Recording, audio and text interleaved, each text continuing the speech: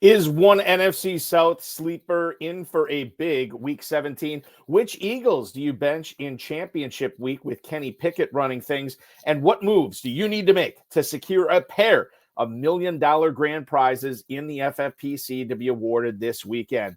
Plus, 2024 Fantasy Pros Championship regular season sixth-place team owner Andy Firestone joins me for a conversation involving Jared Goff, Jonnu Smith, Chris Olave, and much more. We've got a great show for you. We have Andy Firestone in the house. Stick around. Your high-stakes fantasy football hour starts now. Stand the pressure. I've seen greater men than need a lesson. Broadcast live and heard around the world, you are now watching the most entertaining hour of radio on the planet. Welcome to the High Stakes Fantasy Football Hour presented by myffpc.com with your hosts Eric Balkman and Ferrell Elliott. The High Stakes Fantasy Football Hour is your home for analysis from the best players in the world. And now, because no one else was available, here are Eric Balkman and Ferrell Elliott. Solace in the scripture. Are we not all our father's sons? I became a man. Nobody ever told me what a man was. Hi, hello, and welcome to all of you. Thank you so much, Rob. Greetings and salutations to all you Balkaholics and Ferrelliacs. Welcome to the latest episode of the High Stakes Fantasy Football Hour presented by myffpc.com. I'm your slightly above average host, Eric Balkman. You may know me from the RotoViz High Stakes Lowdown, the High Stakes Fantasy Football Show on the Better Sports Network, and of course, the sponsor of this show, the Fantasy Football Players Championship over at myffpc.com. Ferrell is out sick tonight. We hope to have him back next week, but no problem. We still got a tremendous show for you tonight, ladies and gentlemen. We are going to talk about a ton of stuff involving all the Week 17 decisions that you need to make in order to secure a 6 or 7 figure payday this weekend. We're going to talk about the Cowboys that no longer have CeeDee Lamb with them for the remainder of the season. We're going to talk about Will Dissly and his return to the Chargers this weekend, plus much more. Plus, Andy Firestone is going to co-host with me. He is the 6th place finisher in the regular season of the Fantasy Pros Championship this year. We will dish on plenty with him, including but not limited to Khalil Shakir, Rashad White, Hunter Henry, and more. In case you missed it, the world-famous FFPC Playoff Challenge is live, ladies and gentlemen. You can join right now at myffpc.com. 2 great contests with the exact same format. No draft, no salary cap. Just choose the 12 players that you want and watch them ride throughout the playoffs. You don't have to modify your roster throughout the playoffs. Once you set it, you forget it until you win that big $100,000 or $500,000 grand prize. $200 or $35 to enter. Remember, this year, the NFL playoffs start at 1 o'clock on Wild Card Saturday as opposed to 4:30. So for those of you latecomers, don't miss out. Register now. Build those teams Saturday morning because you will not have the opportunity to do so Saturday afternoon. That's at myffpc.com for the world-famous Playoff Challenge.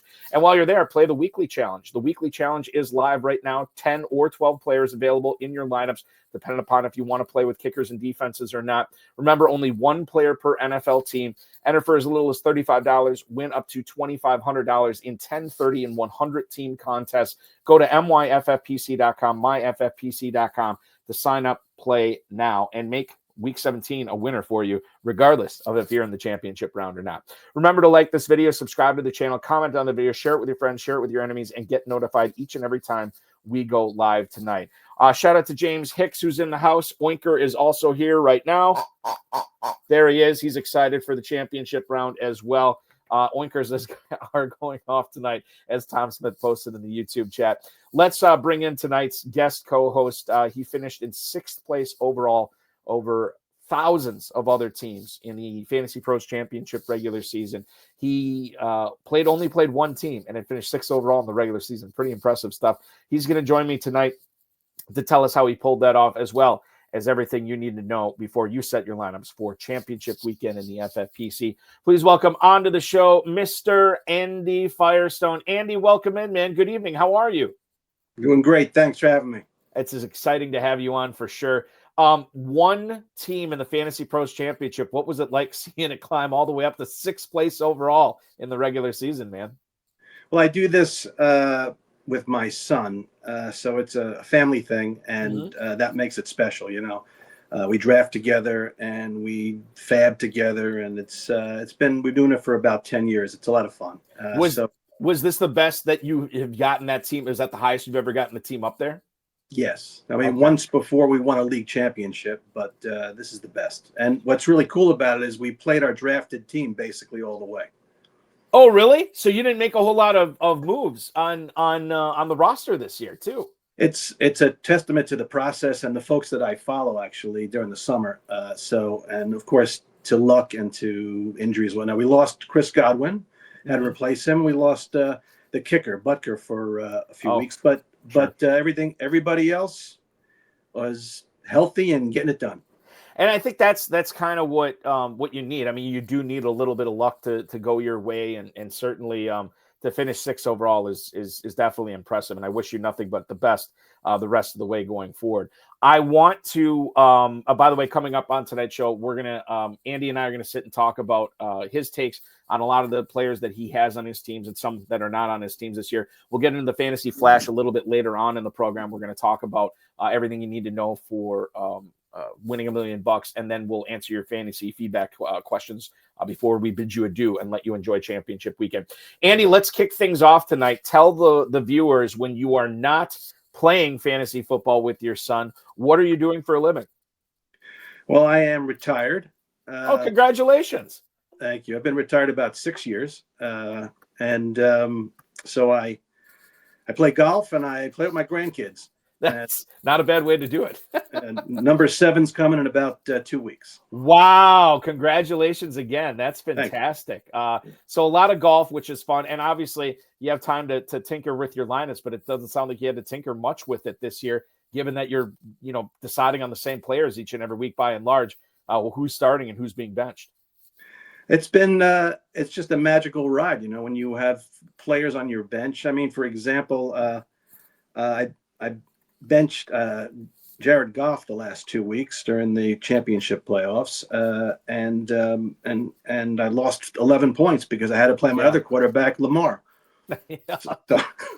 we one of the Ferrell and I had this conversation last week on the show where I told everybody a couple of weeks ago to play Jared Goff over Jaden Daniels, and that was I actually was faced with that same lineup decision in one of my leagues. And I think with about an hour to go before kickoff, I put Daniels in over Goff. And it ended up costing me about 20 points because Daniels was great that week. He had like 27 points, but Goff had like 48. It was sick. It made me sick.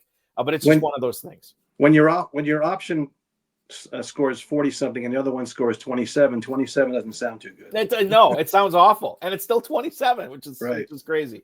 Let's talk about another quarterback here to lead things off. Anthony Richardson. The latest we got from him or about him was about 8 hours ago. Mike Chappell, who covers the Colts, said Shane Steichen told him they're going to see how the next 48 hours to go when he was asked about the availability for Richardson this week against the Giants, which is a really good matchup for the Colts. How confident are you, whether Richardson plays or whether it's Joe Flacco? How confident are you in a good week for Josh Downs coming up this weekend? It's interesting because we selected Downs with the 11th round pick, and really couldn't use him this year. We just couldn't find a spot for him. He came back slow, and then he did great. And when he did great, he did it with Flacco. Mm-hmm. So, in the 5 games he played with Flacco, he was like 49 targets, 37 catches, 300 and something yards. So the temptation is if Flacco's going to play and you're likely to get more than 15 passes, whatever it is that Richardson usually gives you. But do they want to protect and just let JT run wild like he did last week? Mm-hmm. And you don't get as many chances as maybe some of your other options on your roster, right?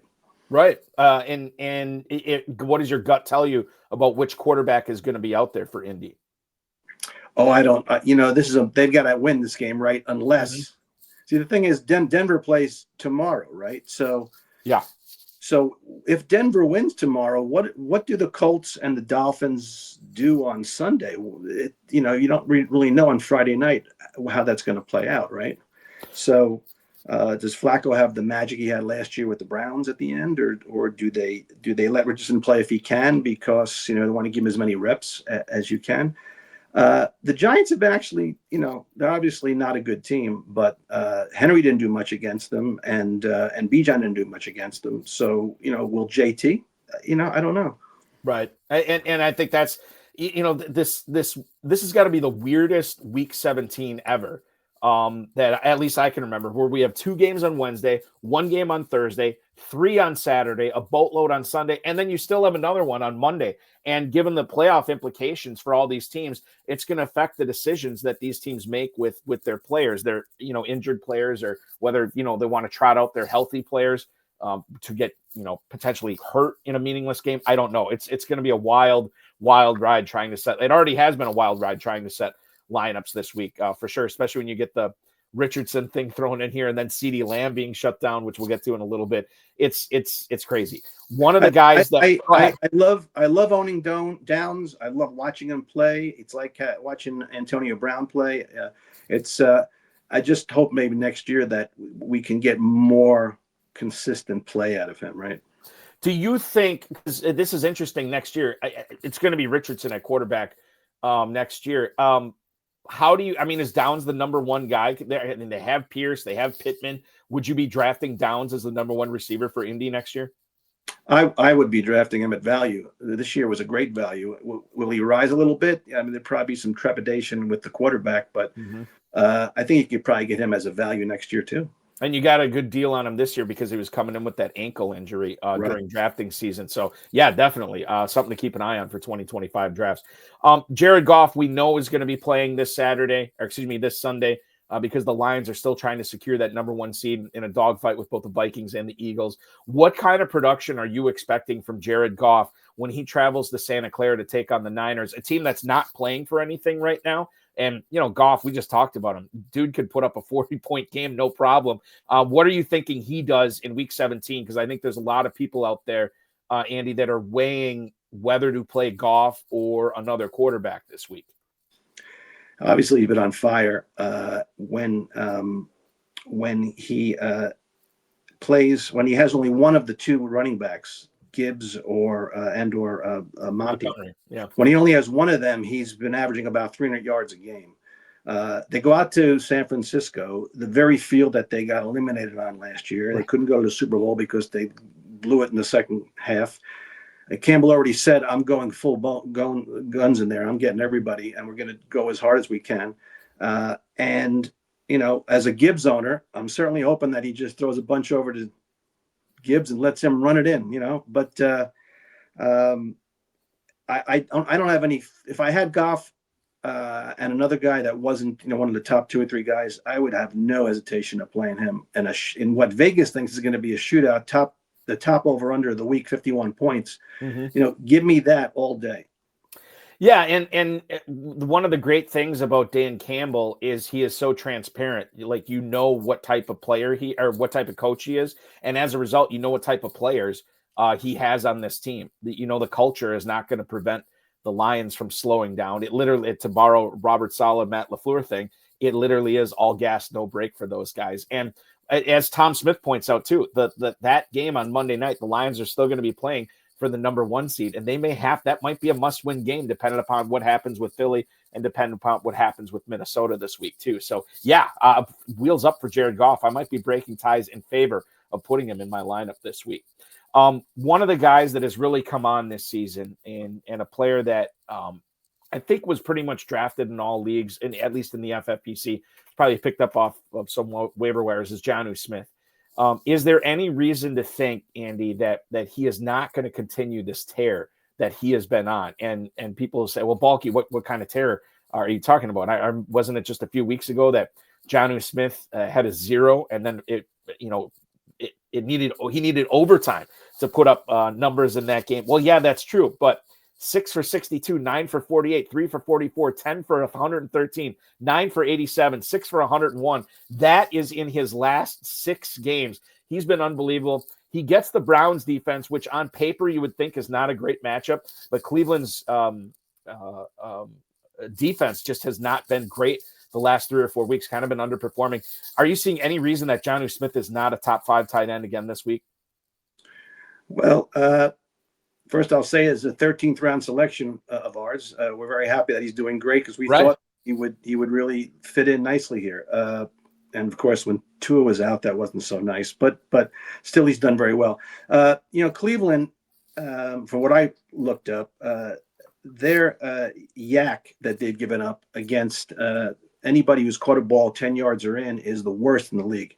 Ooh. So if you get Tua doing his, under 2 seconds throws to Jonnu in that 10-yard window, I expect that to be a continue of what they've been doing. Look, since the week 6 bye, Jonnu's been the first or second on the target tree the whole way except for one game, and that was the overtime game when he, of course, put up a quick, 15 or 14 points. So I love him, and especially even if Waddle does come back, go ahead, open it up some more for him and HN, right? That's the plan, right? Can I ask you this? 13th round pick, Andy, what was it about Jonnu Smith that you and your son were like, okay, this is a guy that we got to have on our team right here? I like when he's given the chance over the last 2 or 3 years, he's been able to hit it and use his speed and his athleticism to really hit those catches and go, and I thought that McDaniel was going to do something with that. That's what I had read anyway. Mm-hmm. I just thought that using the tight end was something that, they've tinkered with, but they couldn't get it done with Gesicki or any of the other guys. So we already had Kelsey. We figured, it was a good guy to get at that point. Of course, I won't mention the 14th round selection was Greg Dulcich.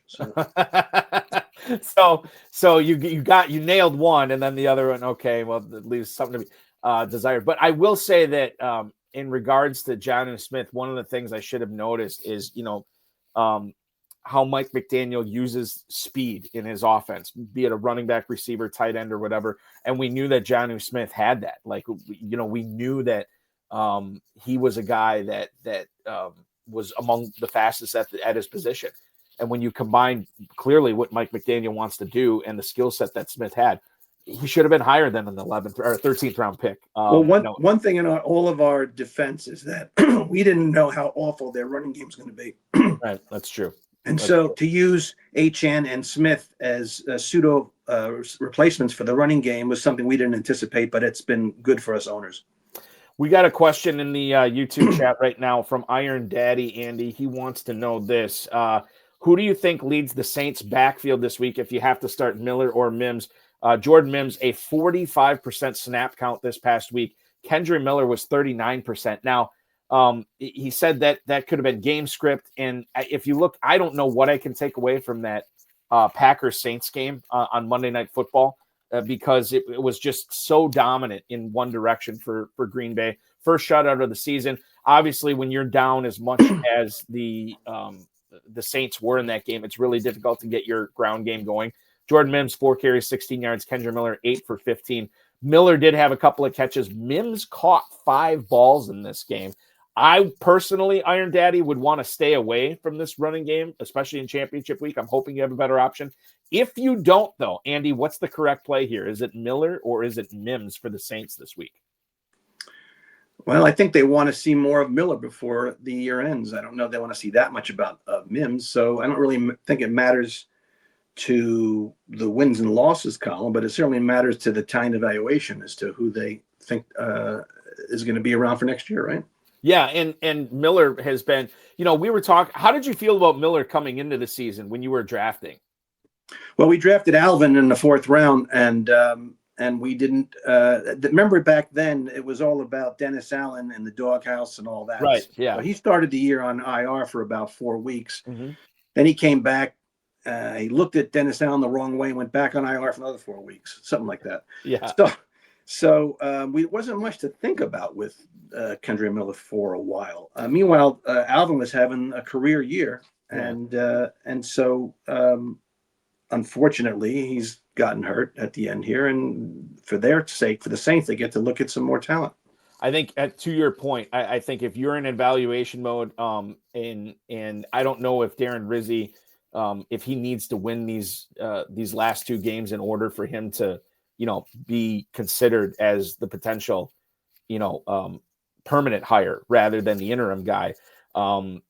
So Miller would make perfect sense to a guy that you drafted with decent amount of draft capital, a guy who certainly had the collegiate pedigree.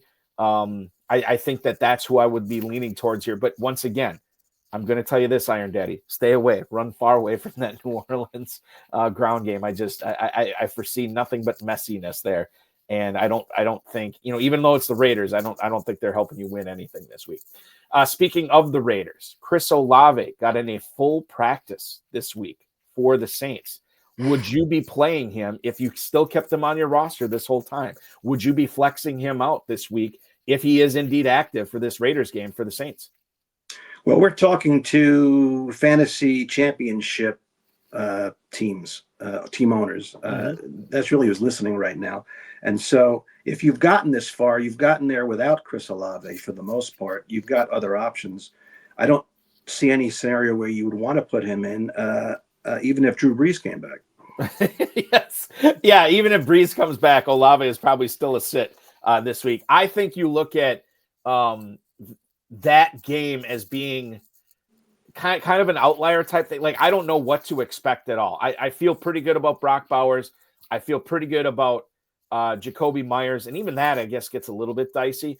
But, I mean, outside of that, I don't know. This could be not like a 6-3 game that we saw from Seattle and Chicago, but it could be a super low-scoring game. I really don't know what to expect. And with everything on the line, hopefully you do have better options. To your point, Andy, if you are playing for a championship this week, certainly you got there not because of Chris Olave, so let those other guys still play this week unless you're in a really bad spot like Iron Daddy is with his Saints running backs right now. Let's talk about CeeDee Lamb. He is on the shelf for the rest of the season, Andy. This is a guy that, by and large, I think we look at it, we're disappointed by Lamb. He's still got over 100 catches, over 1,100 yards, almost 1,200 yards. He gets into the end zone a half dozen times as well. And he'll be in the conversation for a top 3 overall pick again next year. But he is not going to be helping anybody in Week 17. Are there any beneficiaries on this team, be it Brandon Cooks, be it Jalen Tolbert, or perhaps Jake Ferguson, that you think all of a sudden become either must starts or flexes without that target hog and CeeDee Lamb in the lineup? Well, they finished with Philly. They finished with Washington. Mm-hmm. So the way I see the Philadelphia game without Jalen Hurts is I see a lot of clock eating and running by Barkley and Gainwell and limiting Kenny Pickett's effect on the game. So with a limited amount of minutes at your disposal and Cooper Rush, and they've been wanting to do the Rico Dowdle thing for a while, what's left is a bunch of wide receivers who don't have any more than 3 or maybe 4 catches in a game the entire year. Everybody else, that's not CeeDee Lamb. So do we expect them to be the air to be filled with footballs to any of these guys? I don't see it, but picking one of them, Tolbert or Brooks or Turpin or any of those guys, it's above my pay grade to figure out which one. I think the easiest or the obvious thing here is you're breaking ties in favor of Ferguson, right? Especially with tight end premium scoring like that. That's the guy I'd be sure that I'm starting this week.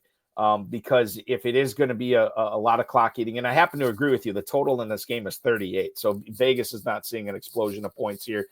Eagles are 7.5-point favorites. Might be a positive game script for Jake Ferguson in the second half, but I can't trust Cooks or Turpin or to your point, any of those guys. I think I'm staying away.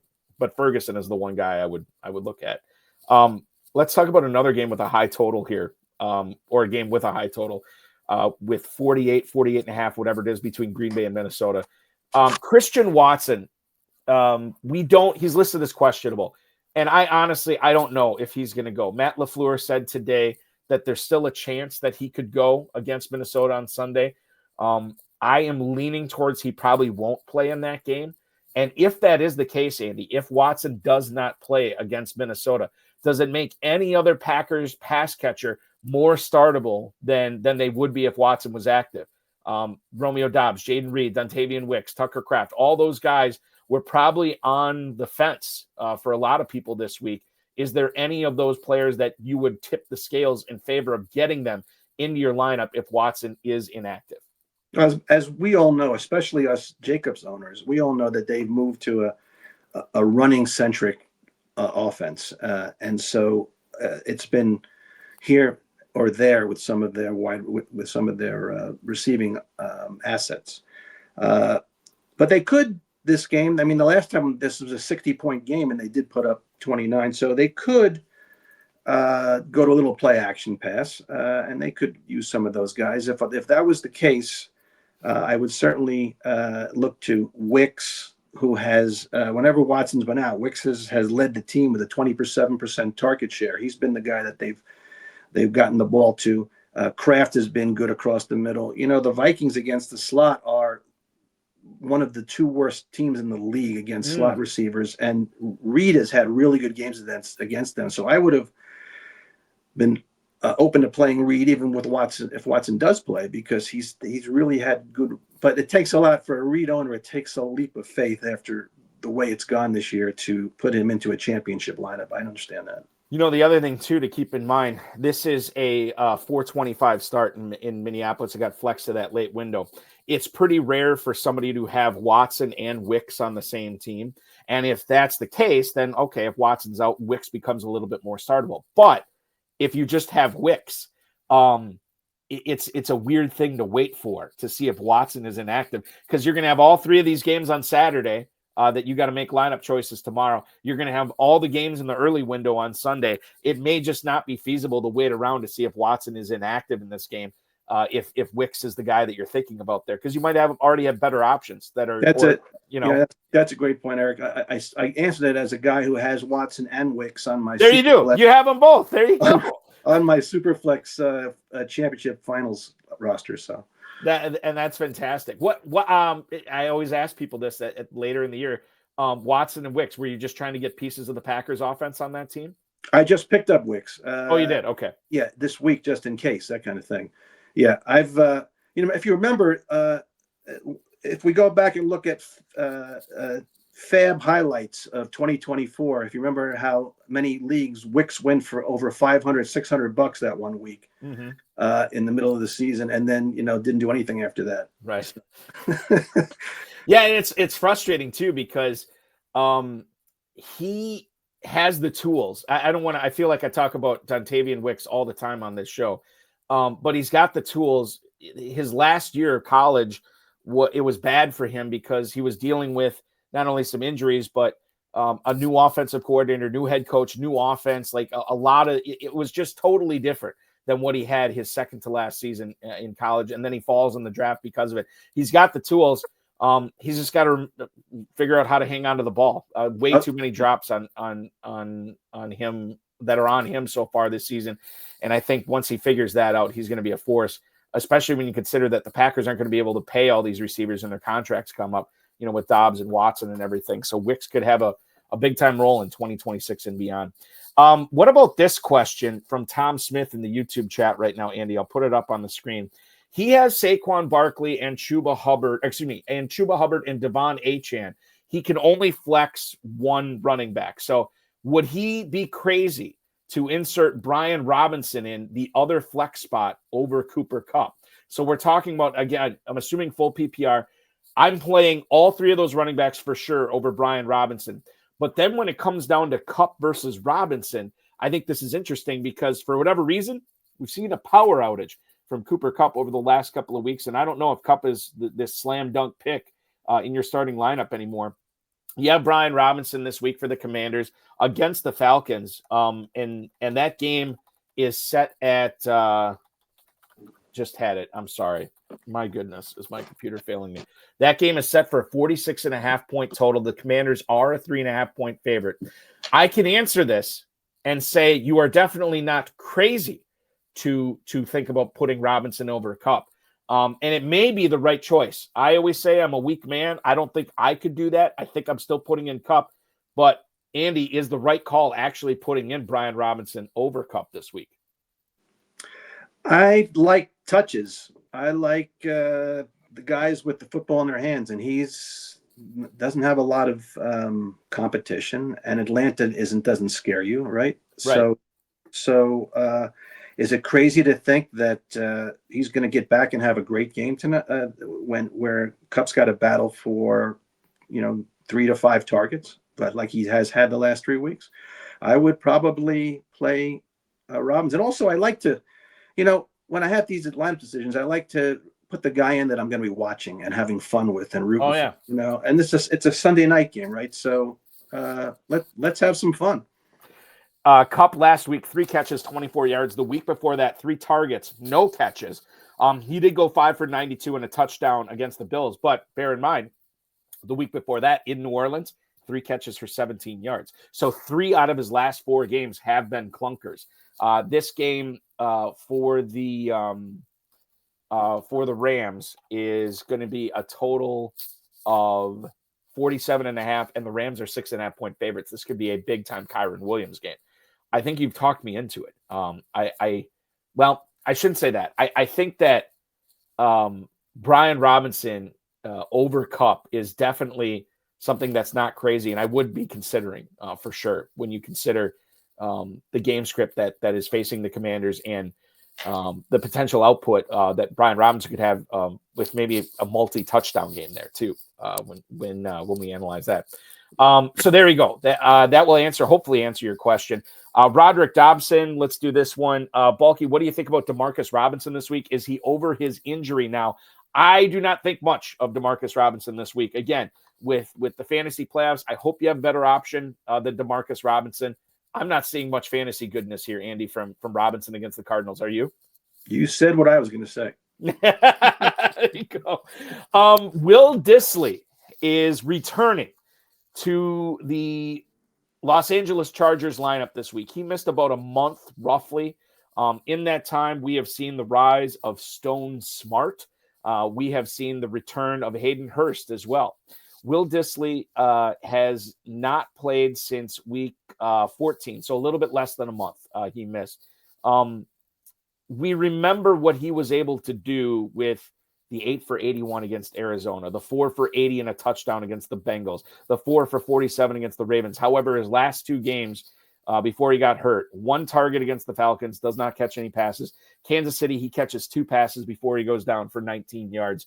How should we be treating Will Dissly now that he's back? Is he still a guy that we got to keep on our bench here at New England? Or is there something that we can harvest here as one of our flexes in the FFPC because of the tight end premium format? Well, I'm kind of looking right now. I see against New England, I see Trey McBride and Jonnu and nobody else this entire year. Tyler Conklin, week 3. They do pretty well against the tight end. But really, what it comes down to is you got J.K. Dobbins coming back. They're going to go back to their running, maybe a play-action pass. I'd love to see our guy, Ladd McConkey, pick up some receptions. And you've got 3 tight ends. So, who's it going to be? Is it the guy just coming back? Is it the guy that's already been there? Is it going to be a mix and match? It's more.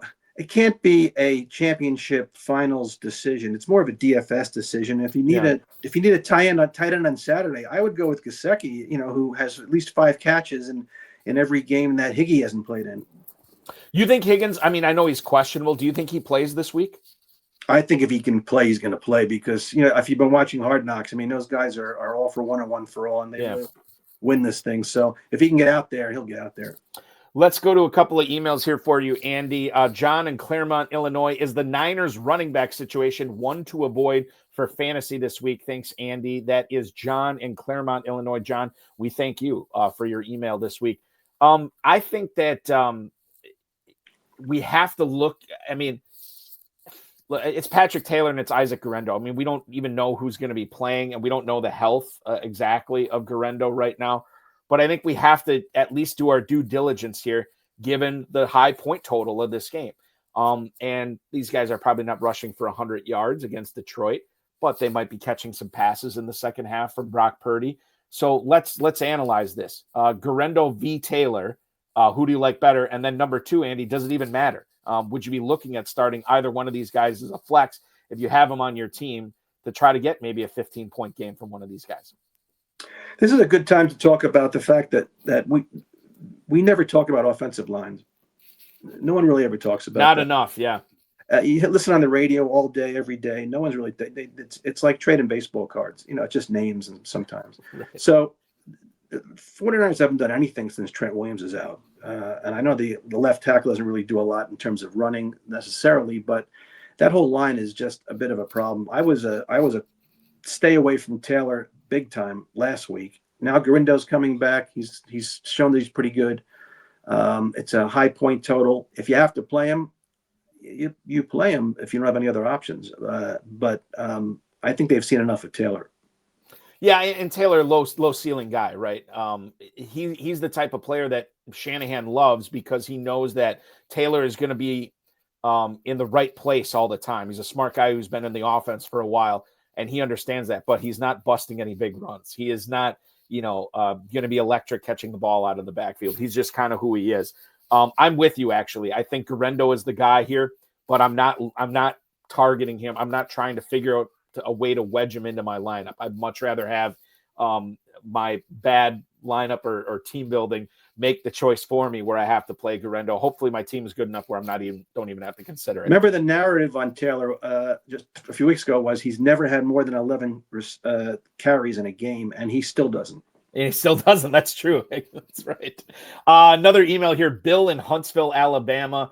Happy New Year, Andy. How do you feel about the Titans running backs for championship week? So the Titans this week are taking on the Jacksonville Jaguars. This is in Florida. Pollard right now is listed as questionable with an ankle injury. Again, he did not practice all week, but I feel like he's been not practicing and still playing in the games.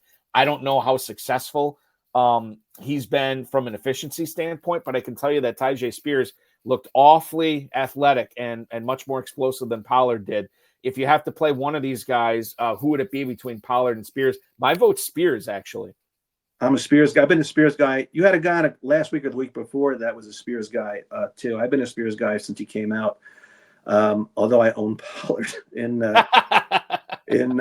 Superflex, but I haven't been able to play him because he's not one of my top 2 or 3 running backs. But so last week Pollard had 10 touches, Spears had 13 touches. Obviously, Spears did more with his touches. The week before, Pollard had 17 touches, Spears had 10 touches.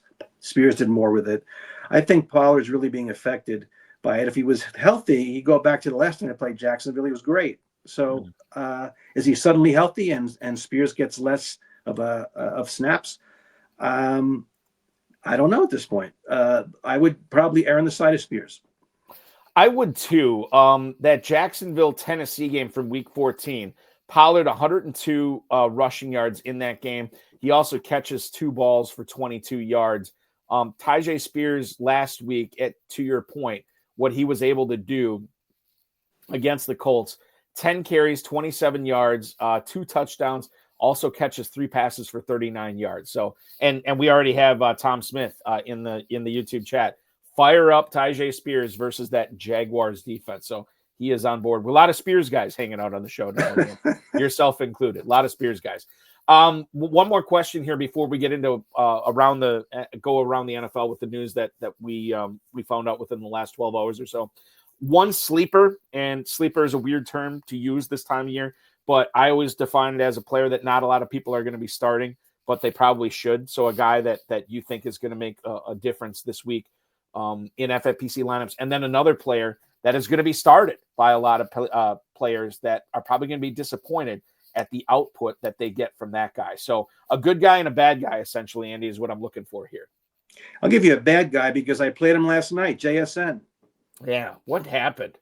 What happened in that game in general? I mean, it's just I couldn't make heads or tails out of it. I can see why the Bears only scored 3 points, but the Seahawks only scoring 6. I was baffled watching that game. I watched from what I saw, and I'm not a professional. From what I saw, it looked like JSN was getting open, but they had it in their minds to get it to Metcalf and get it to Fant, and they whether the line wasn't giving him enough time to throw, whether it was the weather.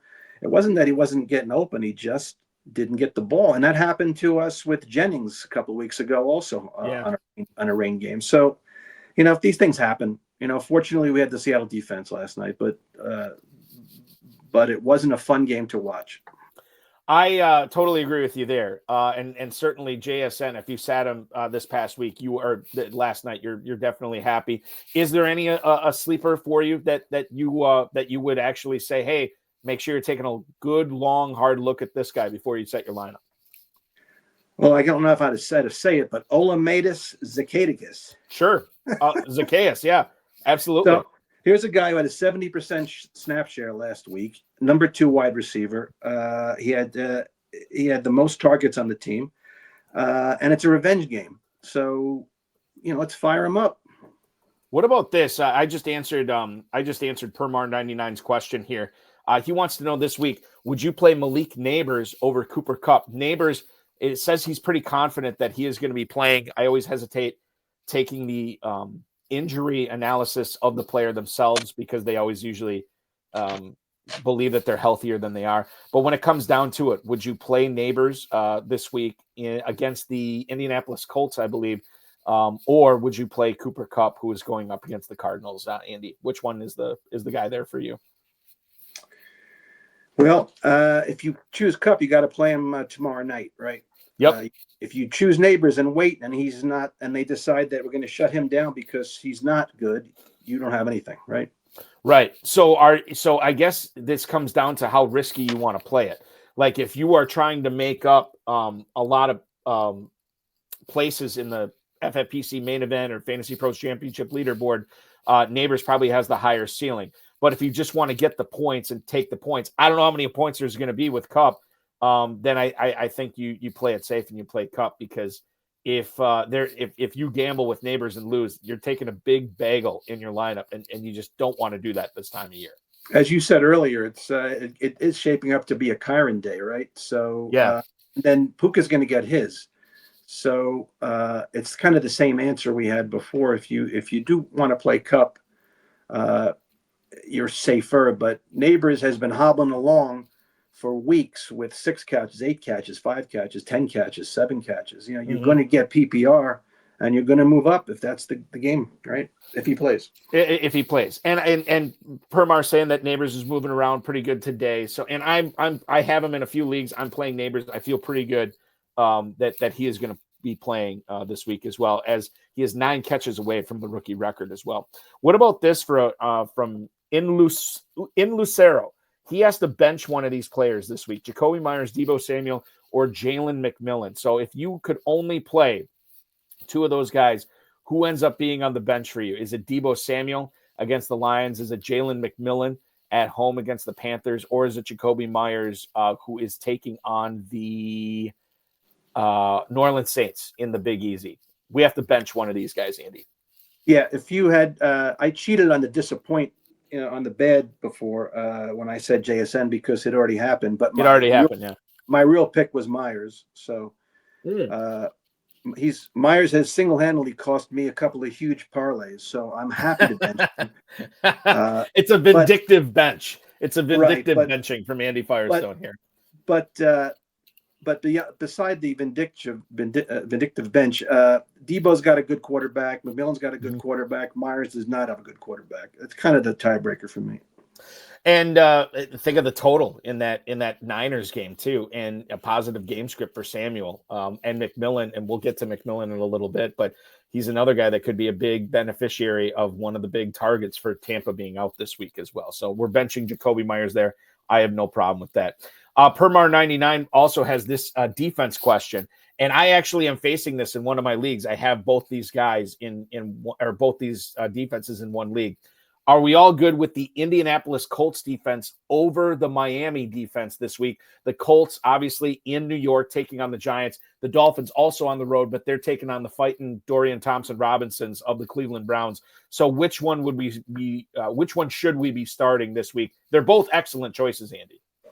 This is a fun question because in my Superflex finals, which has a top prize of $2,000, I picked up Indianapolis and my opponent picked up Miami. So My answer is Indianapolis. So Indianapolis, go Colts. And you know what? Kidding aside, that's who I would pick as well. I picked up the Dolphins in a ton of leagues this week.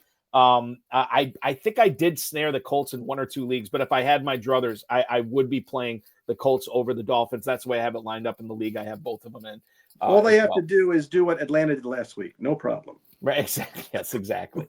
Let's get into the fantasy flash here as we do have some time left in the show. We talked about the Colts. I'll skip over that. I do want to bring up the McMillan aspect.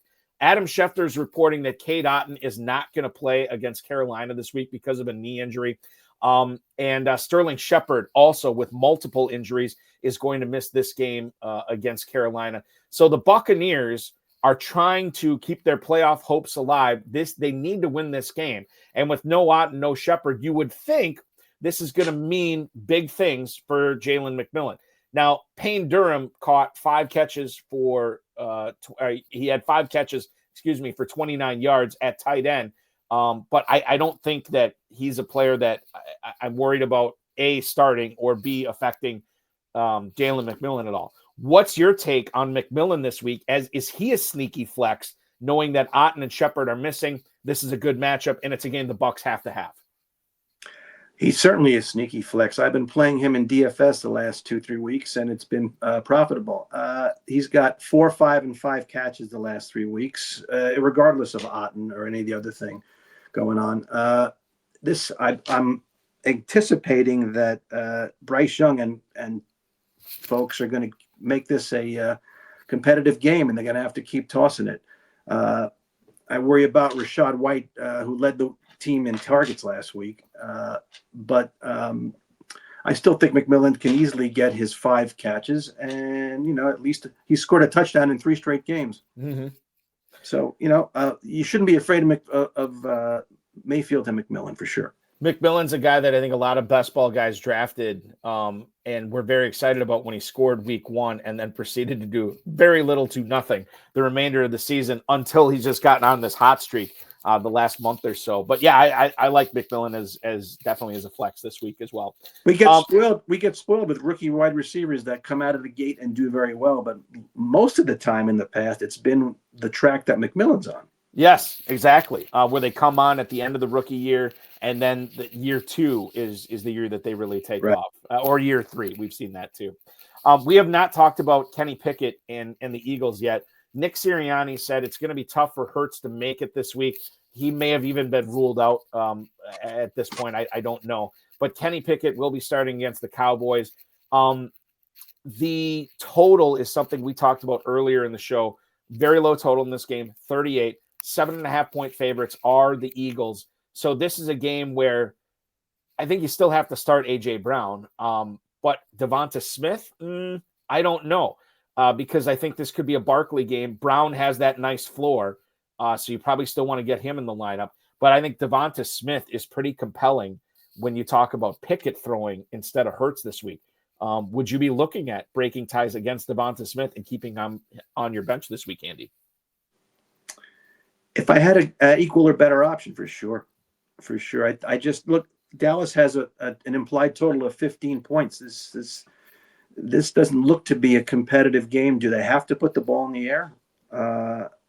It's how many touchdowns do we expect to be scored in this game by Philadelphia that aren't on the ground? So if you've got something else where you think you can get the equal number of catches, but maybe you have a better touchdown equity, I would go there.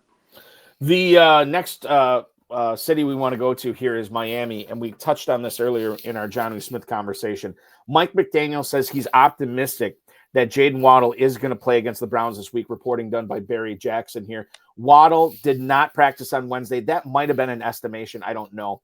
He was upgraded to limited on Thursday. I have to look. I did not see the practice report today, and Jimmy Williams is got to be on this in the chat. Maybe the rest of the guys in the chat can tell us what's going on with Jalen Waddle's practice situation today. However, not playing against the Texans. Okay, he put up a 0 that game with the knee injury.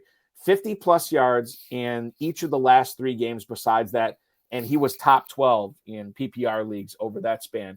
If he is active against the Browns defense, which has not been great, we're starting Waddle, right? We have to play him because of the upside even though he's coming off this injury, it's hard for me to bench him. I see that. I just don't I personally haven't paid a lot of attention to Waddle because I just keep rooting for Jonnu to gobble up all the action. But given his performance, he had 2 great games, the Jets and the Patriots. Mm-hmm. And other than that, he has not. He's been like 50 yards or less. So those were at home, those games. So now they go on the road, I think, to Cleveland. If Denver wins tomorrow, they don't really have to play him, right? Because they're eliminated. So again, it's those decisions around what do teams have to play for and what do they want to see, right? In New Orleans, maybe they want to see Kendre Miller because why not, right? In Miami, do they push Waddle? In New York, do they push Neighbors? We don't know. Permar saying that could be a bad weather game too, and now the latest comments from the coach after Mike McDaniel said he was optimistic. Permar saying he's maybe pessimistic that he is going to play this week as well. So something to keep in mind. And you bring up the good point about Denver too, and be following that because how all 3 of these games go on Saturday is going to affect the way that some of these teams are deploying their assets out on Sunday and Monday. Right. Well, maybe not Monday with Lions and Niners, but Sunday for sure. Let's go to Permar99. Another question here. He says, just making sure Ridley over Kupp, right? And I don't know. I don't have a good feel on this. I could see it going either way. Calvin Ridley is at the Jaguars this week. Obviously, we talked about Cooper Kupp being at home against the Cardinals.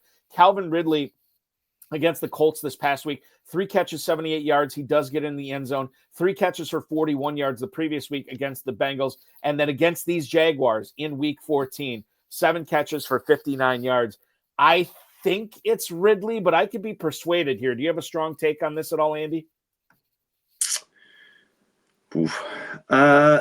You got a number 1 wide receiver, and Kupp is clearly number 2 now, mm-hmm. right? So, and the game script says there's going to be more throwing in the Tennessee game than there is going to be from the Rams handing it off to Kyron. So Ridley has not been terrible, but he also has gotten eclipsed the last 2 games by the tight end. He's only got 3 catches in the last 2 games. So it was a big deal when they played Jacksonville back in week 14 because it was the big revenge game. Right. And he had a pedestrian 7 for 59, which is something, but it wasn't the great game. So I'm indifferent. Can go either way. You play Kupp on Saturday night, or you play Ridley on Sunday. It's very close for me. I just recency bias probably affecting me here. That's why I'm saying I'm leaning towards Ridley. But again, it's one of those things. You ask me tomorrow morning, I might say Kupp. But right now it's Ridley. So funny how we're leaning towards the Mason Rudolph guy versus Matthew Stafford guy. Welcome to week 17, baby. This is what happens. You just never know. Speaking of never knowing, I cut J.K. Dobbins in a few leagues that I wish I had him back because I didn't envision him coming back at all this season. But he is back. He's going to be playing this week, we think. Albert Breer is reporting that the Chargers believe that they're optimistic that he is going to be playing against New England. And Gus Edwards has already been ruled out.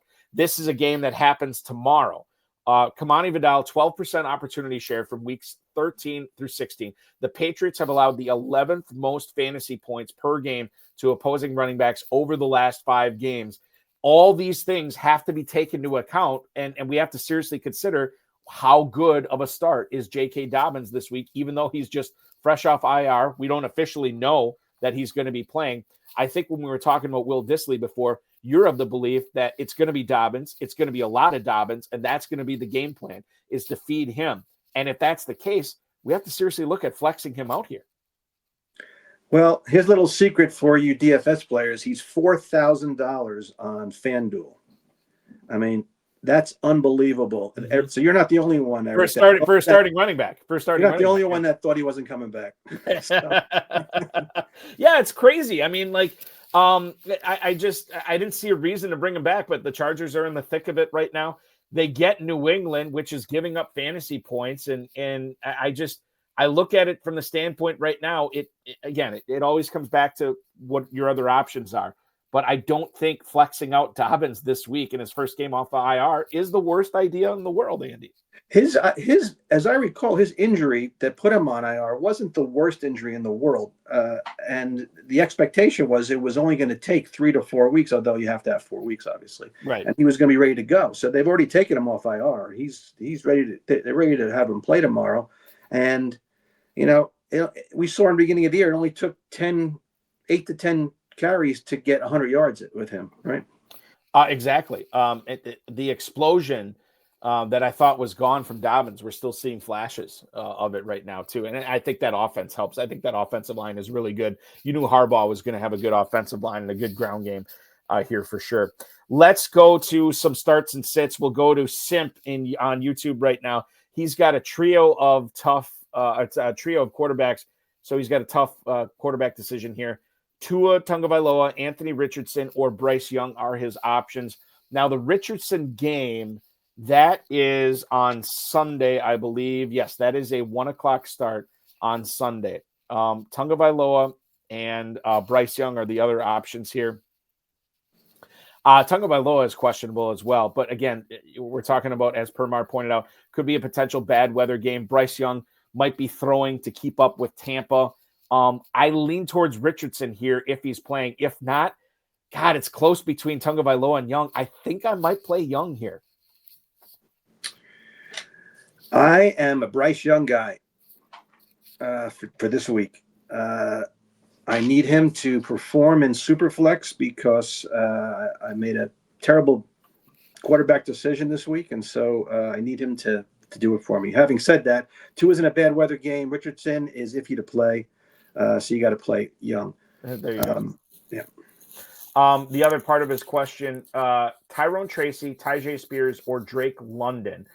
He's got to pick one of those guys between Tracy against the Giants, Tyjae Spears, who we already talked about, against the Jacksonville Jaguars, and then Drake London, who is, I believe, taken off the injury report. He doesn't have an injury designation.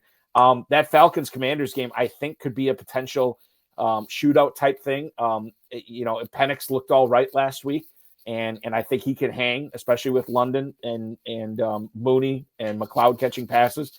So I am going to say London, even though all the Spears guys are going to hate me here.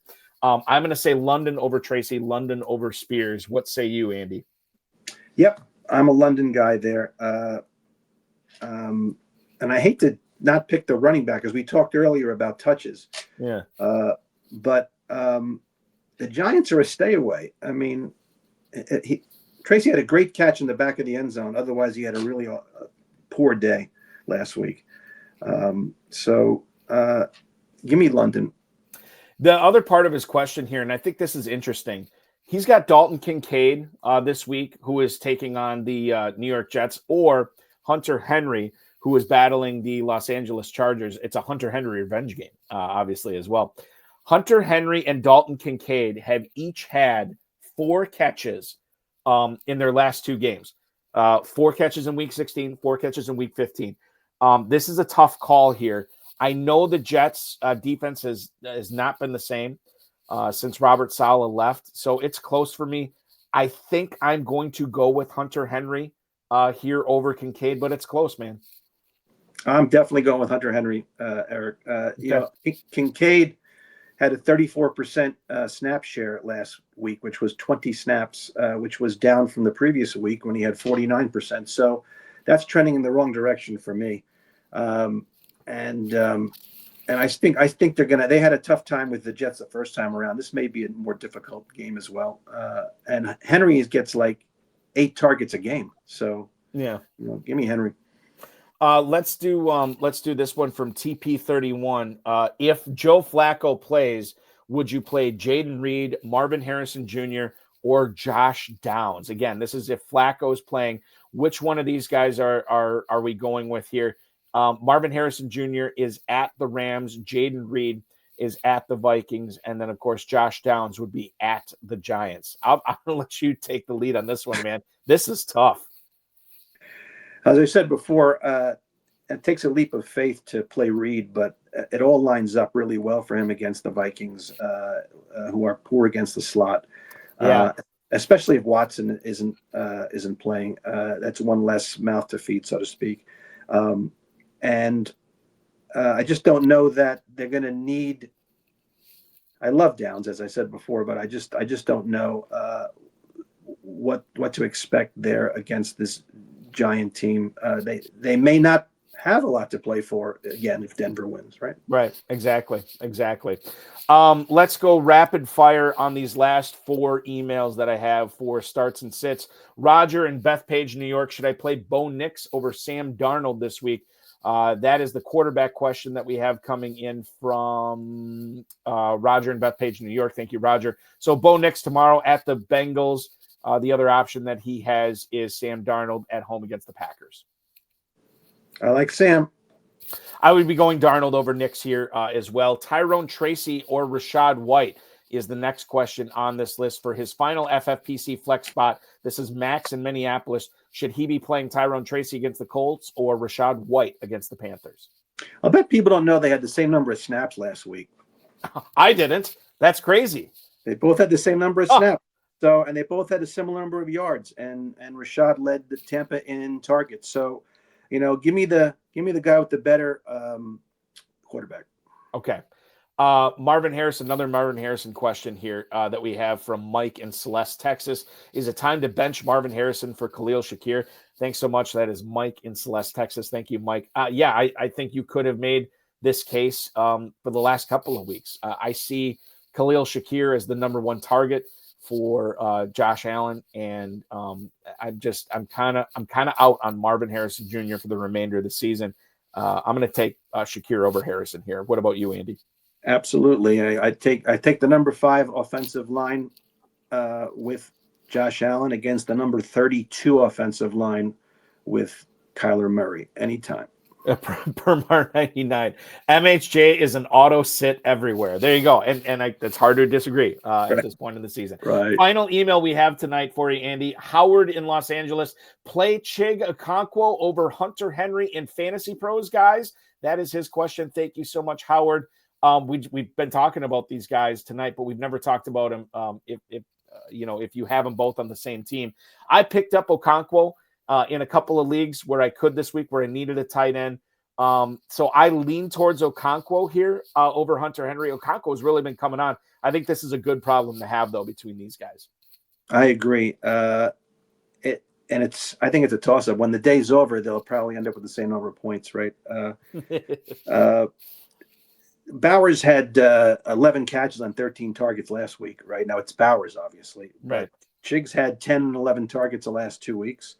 But he also was 3 catches for 8 yards against Jacksonville last time. I think that was with Levis.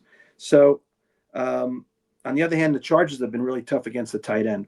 Mm-hmm. So, if you're going to go with recency, go with Chig. It's that's how I picked up Chig as a block. Oh yeah, nice. Yeah, always got to do that this time of year as well. So I would play Okonkwo this week if Hunter Henry is your other option, but it's close here. We have had a ton of razor thin, tough start-sit questions because all the money is getting awarded this weekend, and part of that money will be going to Andy Firestone, who finished in 6th place overall in the Fantasy Pros Championship regular season. Andy, thank you so much for pinch hitting for Ferrell Elliott tonight. You did a bang-up job. Congratulations on all the success you've had already this season. Good luck the rest of the way. And hopefully we can do this again real soon. You were awesome, and I will wish you the happiest of New Year's, my friend. Thanks so much for hopping aboard tonight. Same to you. Enjoyed it. Appreciate it. Thank you, Andy. Andy Firestone, ladies and gentlemen, the 6th place finisher in the Fantasy Pros Championship, joining me tonight on the High Stakes Fantasy Football Hour. We will be back with this show next Friday at 10 p.m. Eastern Time. Ferrell Elliott hopefully will be good enough, healthy enough to rejoin the show. I believe live in Las Vegas next week. So that'll be cool to get Ferrell in for that show. In case you missed the RotoViz High Stakes Lowdown earlier this evening, we had 9-time FFPC Main Event League champ Rob Linkowski on. You can watch that back on the FFPC socials or the RotoViz podcast feed sometime tomorrow. The Lowdown will return once again next Friday at 8 p.m. Eastern Time. We're going to do that next Friday, so you're not having to tune in for a live show on New Year's Eve. Thursday night's high stakes fantasy football show on the Better Sports Network with Rotoballer's Ryan Goodman can be rewatched as we took you in deep into the second quarter of that Bears Seahawks game. 2 full hours with Ryan last night was a lot of good stuff, and hopefully we helped you with your Week 17 championship week lineup decisions there. The high stakes fantasy football show returns next Thursday, 7 to 9 p.m. Bob Harris from Football Guys will rejoin the show. Going to be fun to wrap with that guy for 120 minutes. Play the world famous FFPC Playoff Challenge. 2 great contests, same awesome format. No draft, no salary cap. You're just picking the players that you want, 1 player per team, and watching them ride throughout the duration of the NFL playoffs. Win $500,000 if you want to enter for $200. You can win $100,000 for just $35 as your entry fee. And while you're at myffpc.com, myffpc.com, registering for that, check out the FFPC Weekly Challenge. Same format as the world famous FFPC Playoff Challenge. Choose 10 or 12 players if you want to play with kickers and defenses and watch them ride through the weekend's games. Only 1 player per team. We're going to have a Saturday challenge that locks at 1 p.m. tomorrow. We're going to have a Sunday challenge that locks at 1 p.m. on Sunday. 10, 30, and 100-team contest, classic or slim format. Just go to myffpc.com. Enter for as little as $35. Win up to $2,500. As a reminder, remember to like this video, subscribe to the channel, comment on it, share it with your friends, share it with your enemies, and get notified each and every time we go live, which will be this coming Thursday with Bob Harris on the High Stakes Fantasy Football Show on the Better Sports Network. That is going to do it, ladies and gentlemen. For Andy Firestone, I am Eric Balkman. This has been the High Stakes Fantasy Football Hour. Thanks so much for watching. Your weekend officially starts now.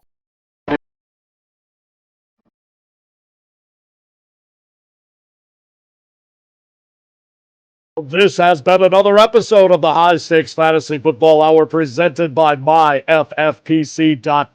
It was broadcast live and was watched around the world. Balky and Ferrell will be back next week with more analysis, more interviews, and more advice from guests much smarter than they are. Thanks for watching, and we'll talk with you again next week.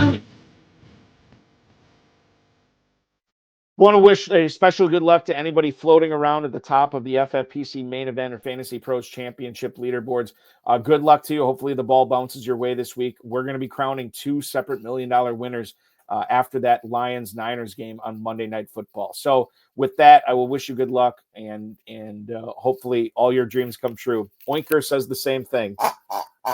Good luck in championship week with the FFPC. Thanks for watching, everybody. We'll talk with you on Thursday.